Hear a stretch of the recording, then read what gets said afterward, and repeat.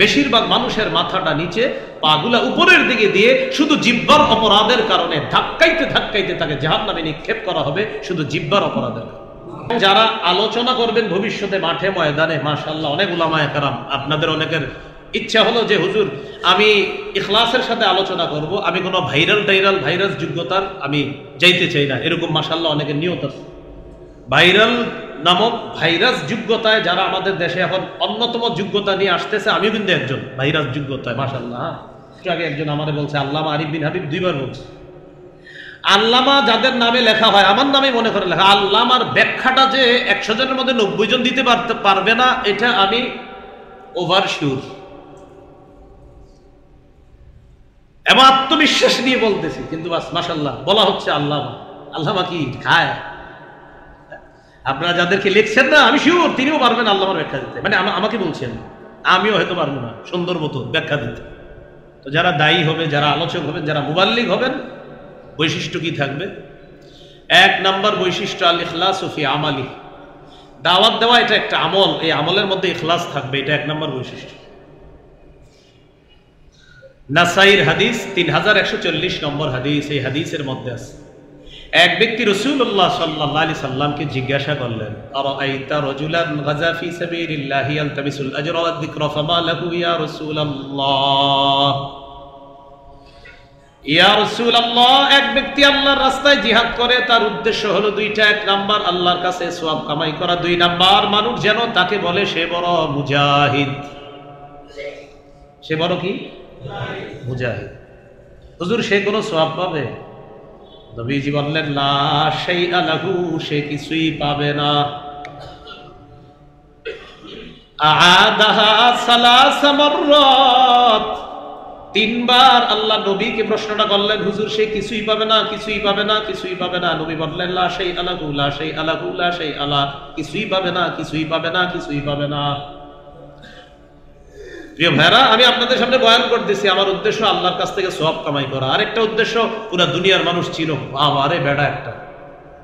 নবীজি বলেন কিছুই পাবে না, কিছুই পাবে না, কিছুই পাবে না। হাদিসের শেষে নবী বলেন, ইন্নাল্লাহা লা ইয়াকবালু মিনাল আমালি ইল্লা মা কানা লাহু খালিসা। আল্লাহ তাআলা ওই ব্যক্তির আমল ততক্ষণ কবুল করেন না যতক্ষণ কোন ব্যক্তি ইখলাসের সাথে আমল না করে, তার আমল আল্লাহ তাআলা কবুল করেন না। এজন্য প্রিয় ভাইয়ারা, ইখলাস থাকতে হবে দাওয়াতের কাজে। আমি আল্লাহকে খুশি করার জন্য বয়ান করব, আল্লাহ যদি জাতির কাছে আমাকে পরিচিত করে দেয় আলহামদুলিল্লাহ, না করে তাও আলহামদুলিল্লাহ, কারণ আমার কাজ তো রবের জন্য। এটা হতে হবে 1 নম্বর ইখলাস। সূরা জুমারের 11 নম্বর আয়াতে আল্লাহ বলেন, 23 নম্বর পারা 19 নম্বর পৃষ্ঠা, আল্লাহ তাআলা বলেন, কুল ইন্নী উমিরতু আন আ'বুদাল্লাহা মুখলিসান লাহুদ্দীন। নবী আপনি বলেন, আমি আদিষ্ট হয়েছি, আমাকে আদেশ করা হয়েছে আমি যেন ইখলাসের সাথে সব করি, আমি যেন ইখলাসের সাথে ইবাদত করি। আল্লাহ তাআলা আমাদের দেশ সহ সারা পৃথিবীর সমস্ত দাঈ ইলাল্লাহ যারা আছে তাদেরকে ইখলাসের সাথে দাওয়াত দেওয়ার তৌফিক দান করুন। আমিন। তাহলে 1 নম্বর বৈশিষ্ট্য ইখলাস থাকা। 2 নম্বর বৈশিষ্ট্য, আইয়া আতাকিদা আন্নাহু ওয়ারিসুন বিদাওয়াতিহি ইলাল্লাহ লিনাবিয়িহি মুহাম্মাদিন সাল্লাল্লাহু আলাইহি ওয়াসাল্লাম। যিনি দাওয়াত দিবে তার এই বিশ্বাস থাকা, আমি কোরআন সুন্নাহ প্রচারের ক্ষেত্রে আমি আল্লাহ নবীর একজন ওয়ারিস, আমি কোরআন সুন্নাহ প্রচারের ক্ষেত্রে আল্লাহ নবীর ওয়ারিস। এখন নবীর ওয়ারিস হয়ে আপনাদের সামনে বসলাম, বসার পর আমি আপনাদেরকে মিথ্যা কথা বলে আধা ঘন্টা হাসাইলাম। কি বলে? মিথ্যা কথা বলে আধা ঘন্টা হাসাইলাম। এটা কোন ওয়ারিসের কাজ করলাম বলেন? ধরে নেন এখানে আপনারা কতজন হবে হুজুর আনুমানিক? এখানে এটা আপনাদের মসজিদের আইডিয়া? আচ্ছা, হ্যাঁ,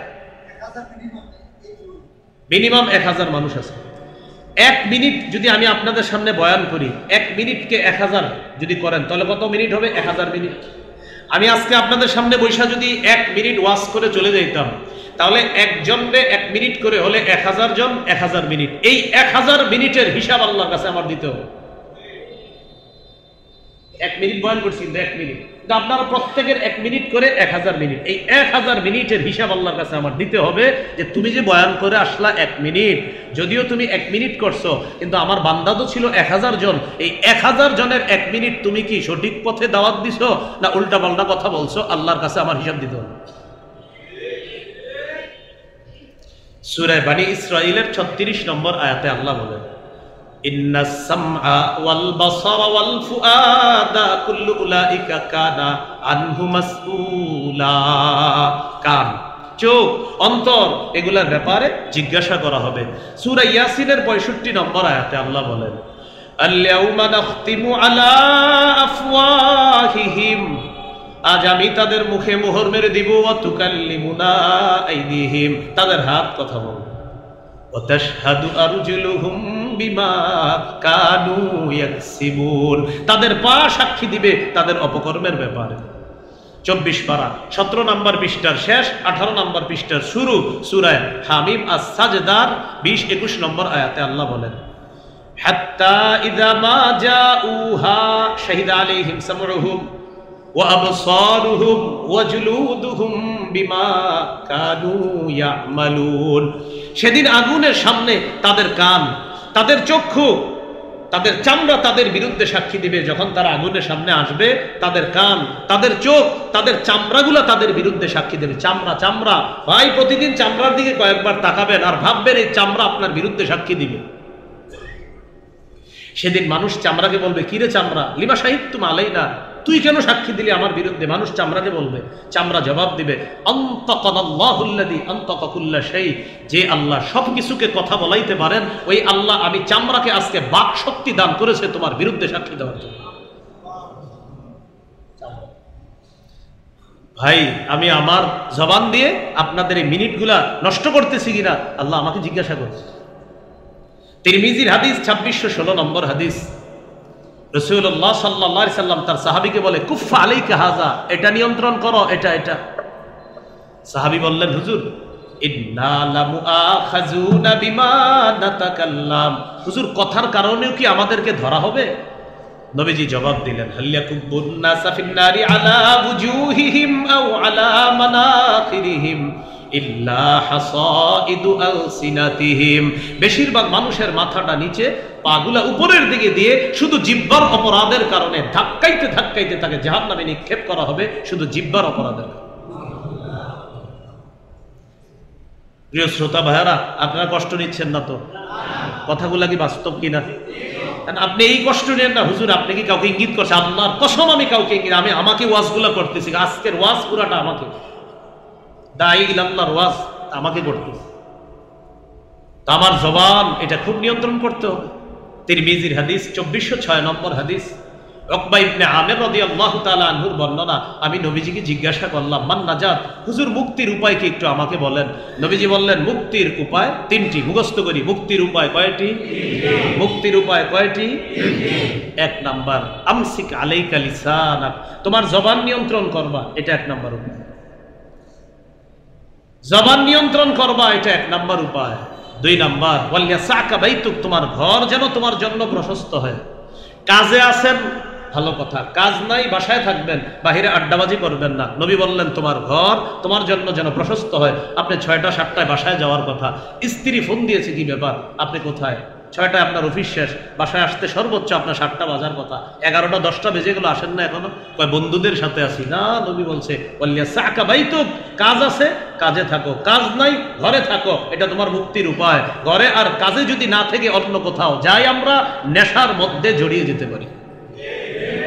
এই জন্য 2 নাম্বার বললেন, ওয়ালিয়াসাকা বাইতুক, তোমার ঘর তোমার জন্য যেন প্রশস্ত হয়। 3 নাম্বার, ওয়াবকি আলা খাতিআতিক, গুনাহের ব্যাপারে কান্নাকাটি করবা, গুনাহের কথা স্মরণ করবা আর কান্নাকাটি করবা। তাহলে 3টার মধ্যে একটা, জবান নিয়ন্ত্রণ করা। যিনি দাঈ ইলাল্লাহ হবে তিনি মাথায় রাখতে হবে, আমি এখন যা বলবো আমার ভাইকে, আমি আল্লাহর নবীর কথা আমার ভাইকে জানাবো, আমি আল্লাহর কথা আমার ভাইকে জানাবো। এই কথাটা জানানোর ক্ষেত্রে আমার দ্বারা যেন কোনো খেয়ানত না হয়, এটা হলো দাঈ ইলাল্লাহর 2 নম্বর বৈশিষ্ট্য। তিনি এই ইয়াকিন রাখতে হবে, আমি যা বলবো জাতির সামনে এখন, আমি আল্লাহ নবীর একজন ওয়ারিস, আমার দ্বারা যেন কোনো খেয়ানত না হয়, এটা 2 নম্বর বৈশিষ্ট্য। হাদিসের একটা কিতাব আছে সিলসিলাতুস সহিহা, এই কিতাবের 2700 নম্বর হাদিস।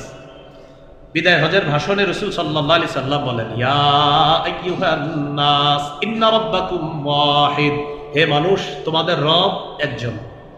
ওয়া ইন্না আবাকুম ওয়াহিদ, তোমাদের পিতা একজন। পিতা বলতে ওই আদি পিতা আদম আলাইহিস সালাম, অর্থাৎ তোমাদের মূল সর্বপ্রথম যে বাবা তিনি একজন। এরপর নবী যেটা বললেন, আলা লা ফাদ্দালি আরবিয়্যিন আলা আজমিয়্যিন ওয়ালা লি আজমিয়্যিন আলা আরবিয়্যিন ওয়ালা লি আহমার আলা আসওয়াদ ওয়ালা লি আসওয়াদ আলা আহমার ইল্লা বিত্তাকওয়া। আরবের উপর অনারবের কোনো শ্রেষ্ঠত্ব নাই, অনারবের উপর আরবের কোনো শ্রেষ্ঠত্ব নাই, লাল মানুষের উপর কালা মানুষের কোনো শ্রেষ্ঠত্ব নাই, কালো মানুষের উপর লাল মানুষের কোনো শ্রেষ্ঠত্ব নাই, সাদা মানুষের কোনো শ্রেষ্ঠত্ব নাই, ইল্লা বিত্তাকওয়া, তাকওয়ার মাধ্যমে হবে শ্রেষ্ঠত্ব। আরব অনারব, অনারব আরব, কালো সাদা, সাদা কালো, কেউ কারো উপর শ্রেষ্ঠ না। নবী বলেন, হ্যাঁ যার তাকওয়া বেশি সে আল্লাহর কাছে বেশি শ্রেষ্ঠ। 26 পারা 16 নম্বর পৃষ্ঠা এটাই বলছে সূরা কাফে আল্লাহ, ইন্না আকরামাকুম ইনদাল্লাহি আতকাকুম, আল্লাহর কাছে তোমাদের মধ্যে সবচেয়ে সম্মানিত এই ব্যক্তি যে ব্যক্তি সবচেয়ে বেশি আল্লাহকে ভয় করে। তাহলে একটু শিখি আমরা, আরবের অনারবের, কালো সাদা, এটা কি কোনো শ্রেষ্ঠত্বের মাপকাঠি? মাপকাঠি কি? তাকওয়া। বলেন মাপকাঠি কি?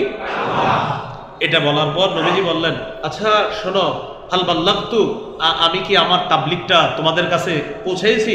আমি কি আমার দাওয়াত তোমাদের কাছে পৌঁছিয়েছি? আমি আমার দায়িত্ব কি পালন করেছি? সব সাহাবীরা বললেন, জি হুজুর আপনি পালন করেছেন। তখন নবী বললেন, ফাল্যুবাল্লিগিশ শাহিদুল গায়বা, তোমরা যারা উপস্থিত আছো অনুপস্থিতদের কাছে আমার কথাগুলা তাবলীগ করে দিবা, প্রচার করে দিবা, এই দায়িত্ব আমি নবী তোমাদের সকলকে দিয়ে গেলাম। তাহলে আমরা আল্লাহর নবীর এই দাওয়াত, এই আমানতের ওয়ারিশ আমরা, এই আমানত আমাদের কাছে আসছে, এই আমানত পৌঁছানোর ক্ষেত্রে কোনো খেয়ানত করা যাবে না। 3 নম্বর বৈশিষ্ট্য, যিনি দায়ী ইলাল্লাহ হবে, যিনি আল্লাহর দিকে দাওয়াত দিবে, তার 3 নম্বর বৈশিষ্ট্য আইয়াকুনা সাবিতা, তিনি মজবুতভাবে দাওয়াত দিতে হবে, অবিচলভাবে, পিছপা হওয়া যাবে না। সূরা আনকাবুতের 14 নম্বর আয়াতে আল্লাহ বলেন, ওয়ালাকাদ আরসালনা নূহান ইলা কওমিহি ফালাবিথা ফীহিম আলফা সানাতিন ইল্লা 50 আমা, আমি নূহ নবীকে তার জাতির কাছে প্রেরণ করলাম, তিনি তাদের মাঝে 950 বছর দাওয়াত দিলেন। জাতি তার দাওয়াতে বেশিরভাগ শুধু পলায়ন করেছে, তার দাওয়াত গ্রহণ করে নাই, বেশিরভাগ মানুষ শুধু পলায়ন করেছে, তার দাওয়াত নেয় নাই। এরপরেও তিনি 950 বছর দাওয়াত দিয়েছেন। আল্লাহ কোরআনে বলছে আর কি 50 বছর কম 1000 বছর, এইভাবে বলছে। তাহলে অবিচল ভাবে দাওয়াত দেওয়া। এই ব্যাপারে আরেকটা দৃষ্টান্ত নেই, সহিহ বুখারীর বর্ণনা 240 নম্বর হাদিস। রাসূলুল্লাহ সাল্লাল্লাহু আলাইহি সাল্লাম কাবা চত্বরে নামাজ পড়তেছে, একটু মন দিয়ে শুনেন। পাশে কাফেররা বসা, কাফেরদের মধ্যে একজন বলে উঠল, আইয়ুকুম ইয়াজিউ বিসালা জাজুরি আলি ফুলান, তোমাদের মধ্যে কে পারবা অমুক এলাকায় যাবা, যাওয়ার পর ওটের নারী বুড়ি প্রস্রাব পায়খানা এগুলা আনবা, আনার পর ফায়াদউহু আলা যহরি মুহাম্মাদিন ইদা সাজাদা, মুহাম্মদ যখন সিজদায় যাবে তখন তার কাঁধের মধ্যে ওটের প্রস্রাব, ওটের পায়খানা, নারী বুড়িগুলা সিজদা অবস্থায় মুহাম্মদের উপর রেখে দিবা। বলেন উকবাহ, উকবাহ এই পাপিষ্ট দাঁড়াইছে, পুরা নামটা উকবা ইবনে আবি মুআইদ, সে দাঁড়াইছে, দাঁড়ায় বলল আমি পারবো। ওই এলাকায় গেছে, ওটের নারী বুড়ি, ওটের পায়খানা, গোবর এগুলা নিয়ে আসছে। আসার পর আমাদের নবীজি সিজদায় গেছে, যাওয়ার পর নবীজির এই কাঁধের থেকে এই জায়গার মধ্যে ওটের নারী বুড়ি গোবরগুলা সিজদা অবস্থায় নবীর এই পিঠের মধ্যে রেখে দিচ্ছে। খুব কষ্ট হইতেছে নবীজির, মাথা উঠাইতে পারতেছে না সিজদা থেকে। আব্দুল্লাহ ইবনে মাসউদ রাদিয়াল্লাহু তাআলা আনহু বলেন, আমি দূর থেকে তামাশা দেখতেছি। লাউ কানা লি মানআতুন, হ্যাঁ আমি যদি বাধা দিতে পারতাম, আমিও পারতেছিলাম না, কেউ গেলেই তাকে পিটাবে কাফেররা। নবীজি যখন সিজদা এইভাবে, আর উপরে এইভাবে ওটের পায়খানাগুলা, ওটের মলগুলা নবীজির পিঠের উপরে ইয়াদহাকুনা, কাফেররা হাসাহাসি করতেছে, ইউহিলু বাদুহুম আলা বাদিন, একজন আরেকজনের উপর হাসতে হাসতে পড়ে যাচ্ছে। নবী সিজদার মধ্যে আছে। উম্মত, মুয়াজ্জিন 5 বার আল্লাহ তাআলা মুয়াজ্জিনের কণ্ঠে বলে হাইয়া আলাস সালাহ, হাইয়া আলাল ফালাহ। আমার আপনার মন এখনো নরম হয় না একটু মসজিদে যাব, মাথায় আনেন আমার হাবিব সিজদায় পড়ে আছে, গোবর ইত্যাদি নাপাকির কারণে হাবিব সিজদা থেকে মাথা উঠাইতে পারতেছে। কত কষ্ট করে আমাদের কাছে আমানত রেখে গেছে।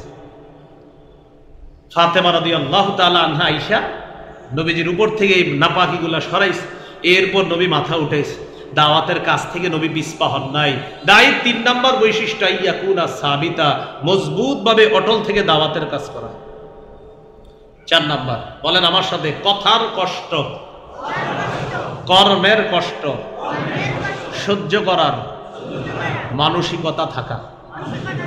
যিনি আল্লাহর পথে দাওয়াত দিবে তিনি কথার কষ্ট সহ্য করতে হবে, কর্মের কষ্ট সহ্য করতে হবে। মানুষ কষ্ট দিবেই থাকে, কথা দিয়েও কর্ম দিয়ে, এটা সহ্য করতে হবে।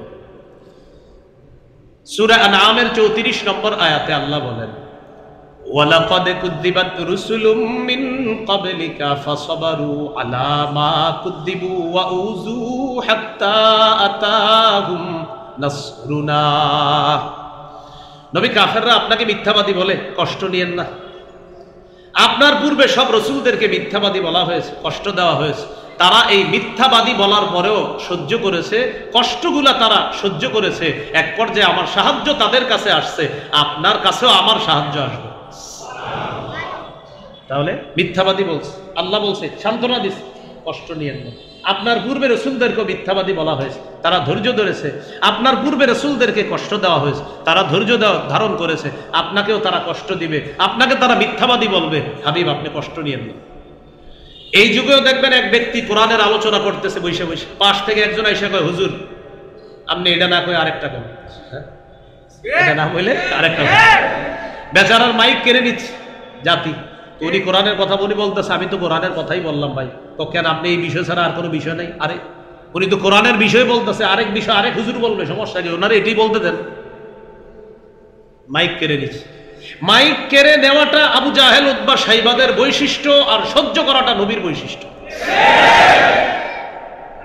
আলেমদেরকে ইচ্ছা মতো এমন করেন না, আর বুঝেন কি, হুজুরে আজকে যা করলাম, বিবির গিয়ে হাসতে হাসতে বলেন না, বললেন বিবির কাছে গিয়ে আবার বলে আজকে অমুক হুজুরে যা কইলাম, ইচ্ছা মতো কইছেন। মসজিদের ইমাম মুয়াজ্জিনকে ইচ্ছা মতো ঝাড়েন মাঝে মাঝে না, অপেক্ষায় থাকেন। সূরা মুতাফফিফিনের শেষের আয়াতগুলো বইরেন আর অপেক্ষায় থাকেন। হাসতেছেন বিবির কাছে গিয়ে, মুয়াজ্জিনের উপরে ঝাড়, আর খাদেমকে ঝাড়ি মাইরা, ইমামকে ঝাড়ি মাইরা হাসতেছেন গিয়ে। ইমাম হাসবে জান্নাতের, এইভাবে সিংহাসনে বসে ইমাম হাসবে, আর আপনি সামনে একটা নদী থাকবে, ওটার মধ্যে সাঁতার কাটবেন। করেন সূরা মুতাফফিফিনের শেষের দিকে বইরেন। কথার কষ্ট সহ্য করতে হবে। আরেকটা হলো কর্মের কষ্ট। কর্মের কষ্ট দেখেন কিভাবে নবীজির কর্মের কষ্ট দিচ্ছে। সহিহ বুখারীর বর্ণনা 4815 নম্বর হাদিস। হাদিসটি একটু বুঝেন, আমার দিকে তাকাইতে হবে এটা বোঝার জন্য।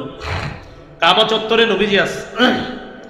ওই যে যেই পাপিষ্ঠটা নবীর শরীরের উপর নাপাক দিছিল, এই পাপিষ্ঠটাই ওকবা, সে কাবা চত্বরে আসে। আসার পর দেখে নবীজি কাবা চত্বরে, নবীজির গলায় একটা চাদর পেঁচাইস, ওই ওই পাপিষ্ঠ একটা চাদর এইভাবে পেঁচাইস। লাওয়া সাওবাহু ফি উনুকি, কাপড়টা গলার মধ্যে পেঁচায়া, ফাখানাহু ফাখানাকাহু বিহি খানকান শাদীদা, এইভাবে দুই পাশ থেকে জোরে টান দিস। তার লোকের গলায় ফাঁস লাগলে যেমন কষ্ট হয়, আমাদের নবীকে এইভাবে টান দেওয়ার পর নবীজির মুখ দিয়ে কথা বের হইতেছে না, কষ্ট হইতেছে নবীজির। ওই যুগের চাদর খুব মজবুত, ধারালো চাদর, টান দিস। একটু ভাবেন তো, আমাদের নবীরে টান দেওয়ার কি কষ্টটা হইতেছিল নবীজির। আপনার এইভাবে মুখটা আপনার টান দেওয়ার পর নবী মুখ দিয়েও কিছু বলতে পারতেছিলেন না, এইভাবে টান দিয়ে রাখছে। আবু বকর সিদ্দিক রাদিয়াল্লাহু তাআলা আনহু আসার পর তাকে একটা ধাক্কা দিস, কারে? ওই পাপিষ্ঠটাকে ধাক্কা দেওয়ার পর বললেন, তাকতুলুনা রাজুলান আইয়াকুলা রাব্বি আল্লাহ ওয়া ক্বাদ জাআকুম বিল বাইয়িনাতি মির রাব্বিকুম। তোমরা কি একজন মানুষকে এই কারণে হত্যা করবা যিনি বলে আমাদের রব হলেন আল্লাহ, আর এই ব্যাপারে তিনি তোমাদের কাছে স্পষ্ট প্রমাণ নিয়েও এসেছে, এই কারণে একটা মানুষকে তোমরা হত্যা করবা? তো দেখেন নবীজিকে কর্মের কষ্ট দিস। কর্ম দিয়ে কষ্ট দিয়েছে, আল্লাহ নবী দাওয়াত থেকে পিছপা হন নাই। তাহলে দায় ইলাল্লাহর 4 নাম্বার বৈশিষ্ট্য, কথার কষ্ট, কর্মের কষ্ট সহ্য করার ক্ষমতা থাকতে হবে। 5 নাম্বার বৈশিষ্ট্য, আইয়ু আবিলান নাস আলা কদরি উকুলিহিম, যিনি দাওয়াত দিবে তিনি মানুষের মস্তিষ্ক বুঝা দাওয়াত দিতে হবে। তিনি মানুষের স্বাভাবিক একটা অবস্থা বুঝে তাদেরকে দাওয়াত দিতে হবে। সহিহ বুখারীর 126 নম্বর হাদিস, নবীজির মন চাইতেছে কাবা ঘরটা সংস্কার করতে, কাবাটা ভেঙ্গে কাবার 2টা দরজা রাখতে নবীর মন চাইতেছে, কিন্তু নবীজি কাজটা করতেছে না। মন চাইতেছে কাবা ভাঙবো, ভাঙার পর আবার সুন্দর করে করে 2টা দরজা বানাবো, এটা নবীর মন চায়, কিন্তু করতেছে না। আম্মা জান আয়েশা সিদ্দিকা রাদিয়াল্লাহু তাআলা আনহাকে বললেন, আয়েশা লাউলা কওমুকি হাদিসুন আহদুহুম লানাকাতুল কাবা ওয়া জাআলতু লাহা বাবা। রাসূলুল্লাহ সাল্লাল্লাহু আলাইহি সাল্লাম বলেন, আয়েশা তোমার জাতি যদি নতুন নতুন মুসলমান না হতো, তোমার জাতি নতুন মুসলমান হয়েছে মাত্র, তারা যদি নতুন মুসলমান না হইতো আমি কাবাটাকে ভাঙতাম, ভাঙার পর ওয়া জাআলতু লাহা বাবাইন, আমি 2টা দরজা বানাইতাম কাবার, বাবুন ইয়াদখুলু ফিহি ওয়া বাবুন ইয়াখরুজুনা মিনহু, এক দরজা দিয়ে ইয়াদখুলুনা ফিহি মানুষ কাবায় প্রবেশ করত, আরেক দরজা দিয়ে বের হইতো। এটা হলো আমার মনের ইচ্ছা, কিন্তু নতুন নতুন মুসলমান যারা হইছে আমি এটা করতে গেলে তারা বলবে, হ্যাঁ এটা কোনো কথা, কাবা আমরা বানাইলাম কত সুন্দর করে, আর এটা নবী ভাঙতে যাইতেছে। আয়েশা তারা নতুন মুসলমান তো, তাই আমি যদি এখন এটা ভাঙতে যাই তারা এটা সহ্য করতে পারবে না। এই যে জাতির আকল অনুযায়ী নবী কাজ করলেন, তাদের আকলের দিকে নবীজি লক্ষ্য করলেন, এখন যদি আমি এটা করতে যাই ওরা অনেকে বুঝবে না বিষয়টা, তাই আল্লাহ রাসূল তাদের চাহিদা অনুযায়ী নবী তখন কাজ মুলতবি করলেন, যে কাজটা পরবর্তীতে আব্দুল্লাহ ইবনে জুবায়ের রাদিয়াল্লাহু তাআলা আনহু করেছিলেন। এখান থেকে কি বুঝলাম, যিনি দাওয়াত দিবেন তিনি জাতির আকল বোঝার চেষ্টা করতে হবে, এটা 5 নাম্বার। দাঈ ইলাল্লাহর 6 নাম্বার বৈশিষ্ট্য, যিনি দাওয়াত দিবেন আইয়াকুনা আলিমান বিশরিআতিল্লাতী ইয়াদউ ইলাইহা, দায়ী মানুষকে যেই বিষয়ে দাওয়াত দিবে ওই বিষয়ে দায়ীর জ্ঞান থাকতে হবে। আমি ইমান ইয়াকিনের যতটুকু কথা বলবো এতটুকু আমি বুঝে শুনে সঠিক কথা বলতে হবে। আমি গাশতের আদবে যতটুকু কথা বলবো সঠিকটা আলেমদের থেকে জেনে ঠিক অতটুকুই বলতে হবে। আমি মানুষকে দাওয়াত দিতে গিয়ে যে কথাগুলো বলবো আমি ততটুকু বলবো যতটুকু আলেমরা আমাকে শিখিয়ে দেবে। আমি এই জাতীয় উল্টাপাল্টা কথা বলবো না যে এমন একজনকে অনুসরণ করলাম যেই ব্যক্তি কোরআনের অপব্যাখ্যা করে, হাদিসের অপব্যাখ্যা করে, আর আমিও তার অনুসরণে আজাইরা কিছু কথা বললাম, তাহলে যে শিখাইলো সেও পথভ্রষ্ট হবে, আর যারা শিখলেন আপনারাও পথভ্রষ্ট হবেন। কথা কি বুঝে আসতেছে? আচ্ছা আচ্ছা, তাহলে যে বিষয়ে দাওয়াত দিবেন এই বিষয়ে আপনার জ্ঞান থাকতে হবে। তো এই বিষয়ে জ্ঞান থাকার জন্য আপনি আলেমদের কাছ থেকে শিখতে হবে, আর আলেমদের কাছ থেকে না শিখে যদি কোনো পথভ্রষ্ট কারো কাছ থেকে আপনি শিখেন আর তাকে অনুসরণ করেন, নিঃসন্দেহে আপনি গোমরাহ হবেন এবং হতভাগা হবেন। আল্লাহ হেফাজত করেন। সূরা বনী ইসরাঈলের 36 নম্বর আয়াতে আল্লাহ বলে দিয়েছেন, ইন্নাস সামআ ওয়াল বাসারা ওয়াল ফুআদা কুল্লু উলাইকা কানা আনহু মাসউলা, চোখ কান অন্তর এগুলার ব্যাপারে জিজ্ঞাসা করা হবে, মুখের ব্যাপারেও জিজ্ঞাসা করা হবে। আমি মুখ দিয়ে উল্টা পাল্টা বললাম কিনা একটু আগে বলছি, এটার ব্যাপারে জিজ্ঞাসা করা হবে। তাই আমি যতটুকু বলবো জেনে বুঝে সঠিক কথা বলবো। হ্যাঁ, এরপরেও বলার পর যদি আমার কোনো ভুল হয় আর আলেমরা যদি ধরিয়ে দেয়, এই ভুলটা আমার মেনে নিয়ে শুধরিয়ে নিতে হবে না। কিন্তু আপনারা যারা ভক্ত আছেন, ভক্তরা মানতেই চান না, যায় যিনি ভক্ত হয় আর কি সাধারণত না, আরিফ বিন হাবিব হুজুর উনি ভুল করতেই পারে না, এরকম যদি ভক্ত হন আল্লাহর রাস্তায় আপনি আমার ভক্ত না, আপনি আমার শত্রু। এই মানসিকতা রাখা যাবে না যে আমি যাকে অনুসরণ করি, আমি যার ভক্ত, আমার হজরতেও ভুল করতে পারে, আর আলেমরা যদি ভুল ধরিয়ে দেয় এই ভুল তিনি মেনে নিতে হবে, স্বীকার করতে হবে। কিন্তু আমাদের বর্তমান সমাজের সংস্কৃতি হয়ে গেছে, আমি যার অনুসরণ করি উনি ভুল করে আর আলেমরা ধরিয়ে দেয়, এটা সেও মানে না, ভক্তরাও মানে না। এটা করা যাবে না। এটা হলো 6 নাম্বার, যে যেই বিষয়ে দাওয়াত দিব জেনে বুঝে সঠিকটা বলবো, ভুল বলার চেষ্টা করব না, বলে ফেললে আলেম ধরিয়ে দিলে সেই ভুল শুধরে নিব ইনশাআল্লাহ। 7 নাম্বার, যিনি দাওয়াত দিবেন, যাদেরকে দাওয়াত দিবেন তাদের কল্যাণকামী হতে হবে। আমি আপনাদেরকে আজকে বয়ান করতেছি, আমি আপনাদের কল্যাণকামী হতে হবে। সহিহ বুখারী 57 নম্বর হাদিস, জারির রাদিয়াল্লাহু তাআলা আনহু বলেন, বায়াতু রাসূলুল্লাহ সাল্লাল্লাহু আলাইহি সাল্লাম আলা ইকামিস সালাহ ওয়া ইতাইজ যাকাত ওয়ান নুসহি লিকুল্লি মুসলিম, আমি রাসূলের কাছে বায়াত হয়েছি এই শর্তে, আমি নামাজ কায়েম করব, আমি যাকাত আদায় করব, আমি সকল মুসলমানের কল্যাণ কামনা করব। ভাই, যিনি আলোচক ওয়াজ করবে, যিনি খতিব বয়ান দিবে, যিনি ইমাম জাতির মুসল্লিদের ইমাম হবে, যিনি আলেম উলামায়ে কেরাম জাতির রাহবার হবে, তাদের দায়িত্ব কর্তব্য 7 নাম্বার, তারা জাতির কল্যাণকামী হবে। আল্লাহর কসম বলছি, আমাদের দেশের উলামায়ে কেরাম, সারা পৃথিবীর আলেমরা আপনাদের শত্রু না, আপনাদের কল্যাণকামী। আলেমরা যেই ভুলগুলা ধরিয়ে দেয়, আল্লাহর হস্তে মেনে নেন, হাতে পায়ে ধরে বলছি মেনে নেন। যদি মেনে না নেন, আরে 2-4 জন আলেম ভুল করতে পারে, লাখ লাখ আলেম ভুল করবে, এটা আপনার মাথায় কিভাবে আসে? মেনে নেন, আলেমরা আপনাদের কল্যাণকামী। আরে আলেম আপনারে কিছু বললে বলেন, ওনার কি সার্থকতা আছে এখানে? কোনো আমি যে আজকে আপনাদেরকে বয়ান করলাম, এখানে আমি বললাম যে ভাই এটা কিন্তু আপনার কল্যাণ কামনা, ভাই এটা করেন না, ওটা করেন না। আমি চলে যাওয়ার পর আমার সাথে হয়তো অনেকের সাক্ষাৎও হবে না, কোনোদিন মারাও যেতে পারি আমি, কিন্তু আমি এটা বলার মাকসাদ কি বলেন? কারণ আলেম নবীর ওয়ারিস, নবীর ওয়ারিসের কাজ হলো জাতিকে সঠিক পথ দেখিয়ে দেওয়া। তাহলে কল্যাণ কামনা করতে হবে। 7 নাম্বার, দাঈ ইলাল্লাহ, ওয়াইজ, খতিব, আলোচক, মুবাল্লিগের 7 নাম্বার গুণ, তিনি যাকে তাবলীগ করবে, যার কাছে প্রচার করবে, যাকে দাওয়াত দিবে, তার কল্যাণকামী হতে হবে। 8 নাম্বার, যাদেরকে দাওয়াত দিব তাদের জন্য দোয়া করতে হবে। যেমন আজকে আপনাদেরকে এখানে দাওয়াত দিয়ে আমি চলে গেলাম আরেক জায়গায়, আমার দায়িত্ব কর্তব্য, আমি পৃথিবীর যেখানে যাই আপনাদের জন্য দোয়া করা। আপনারা আমার সামনে নাই, কিন্তু আপনার জন্য দোয়া করা। এই জন্য আমি প্রায় দোয়াতে বলি, আল্লাহ, আমি দুনিয়াতে যাদের সামনে বসেছি, যারা আমার সামনে বসেছে, আমি সবসময় বলি, আমার ছাত্র, আমার উস্তাদ, আমার সহপাঠী, আমার মা বাবা, আমার সামনে যারা বসছে, আমি যাদের সামনে বসছি, সবার সাথে আপনি আমাকে জান্নাতে দেখা করায় দেন। এটা আপনারা আমার দোয়ায় যারা শরীক হন, প্রায় সময় দেখবেন আমি দোয়াটা করি। তো 8 নাম্বার, যাদেরকে দাওয়াত দিব তাদের হেদায়েতের দোয়া করা। সহিহ বুখারীর বর্ণনা 2937, 2937 নম্বর হাদিস।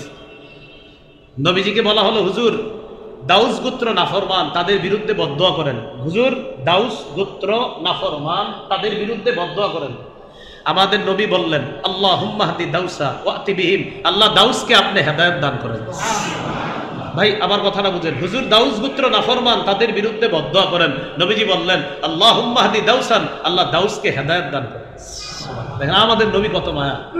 ওয়াতি বিহিম, আল্লাহ তাদেরকে ইসলামের ছায়াতলে নিয়ে আসেন, ইসলামের ছায়াতলে নিয়ে আসেন। তো যিনি দাঈ ইলাল্লাহ হবে, তার সাথে কারো যদি কখনো খারাপ আচরণ হয়েও যায়, মনে করেন আমি দাওয়াত দিলাম আর কেউ খারাপ আচরণ আমার সাথে করে ফেললো, দাঈ ইলাল্লাহর কর্তব্য হলো এই কষ্টটা মনের মধ্যে না রেখে তার হেদায়েতের জন্য দোয়া করা। এই বৈশিষ্ট্য, এটা 8 নাম্বার। দাঈ ইলাল্লাহ যিনি হবে, তার 9 নাম্বার বৈশিষ্ট্য এবং গুরুত্বপূর্ণ বৈশিষ্ট্য, তিনি যা বলবেন সে অনুযায়ী নিজেও আমল করবেন। সূরাতুস সফফির 2-3 নাম্বার আয়াতে আল্লাহ বলেন, ইয়া আইয়ুহাল্লাযীনা আমানু লিমা তাকুলুনা মা লা তাফআলুন, হে ঈমানদারগণ, এমন কথা কেন বলো যা নিজেরা করো না।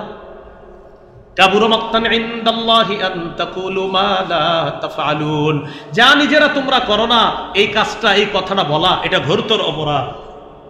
মালা ইয়া আইয়ুহাল্লাযীনা আমানু লিমা তাকুলুনা মা লা তাফআলুন, যা করো না তা কেন বলো, আর যা করো না তা বলাটা কাবুরা মাকতা, এটা আল্লাহর কাছে ঘোরতর অপরাধ, এটা ভয়ঙ্কর অপরাধ। তুমি নিজে করো না আবার বলো, তোমার কথায় অনেক মানুষ হেদায়েত হয়ে যাচ্ছে, মিয়া তুমি দিয়ে এখনো হেদায়েত প্রাপ্ত হবে।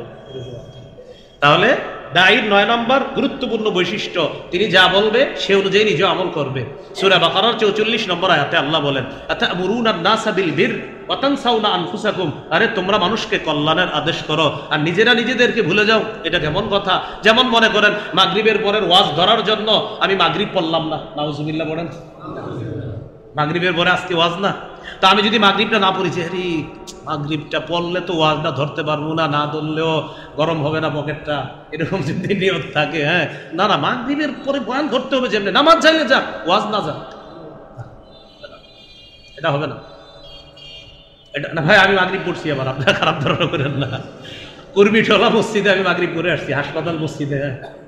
তো কথার কথা বুঝাইলাম, আমি আমাকে বলছি, মনে করেন যে ওয়াজ ধরার জন্য মাগরিব বাদ, এটা কোন ধরনের দাঈ ইলাল্লাহ বলেন? না, এটা করা যাবে না, এইটা করা যাবে না।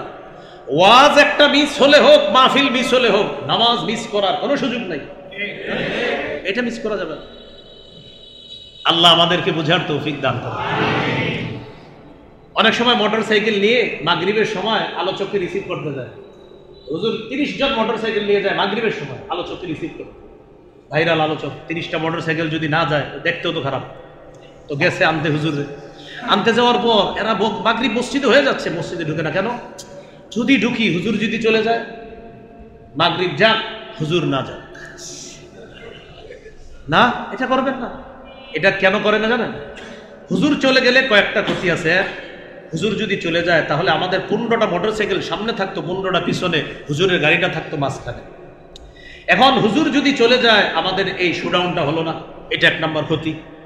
2 নম্বর ক্ষতি, হুজুর চলে গেলে ভিডিওটা হবে না। ভিডিও যদি না হয় আগামীকাল ফেসবুকে দিতে পারলাম না, ফেসবুকে দিয়ে আমরা লিখতাম আরিফ বিন হাবিবের সাথে কাটানো কিছু মুহূর্ত, এটা তো আমরা লিখতে পারলাম না। এই জন্য মাগরিব যাক হুজুর না যাক না। সূরা নিসার 103 নম্বর আয়াত, ইন্নাস সালাতা কানাত আলাল মুমিনিনা কিতাবাম মাওকুতা, মুমিনদের উপর সময় মতো নামাজ পড়া ফরজ। সহিহ বুখারী 527 নম্বর হাদিস, আব্দুল্লাহ ইবনে মাসউদ রাদিয়াল্লাহু তাআলা আনহু বলেন, সাআলতু রাসূলুল্লাহ সাল্লাল্লাহু আলাইহি সাল্লাম আইয়ুল আমালি আহাব্বু ইলাল্লাহ, আমি নবীকে প্রশ্ন করলাম, হুজুর আল্লাহর কাছে সবচেয়ে পছন্দনীয় আমল কোনটি?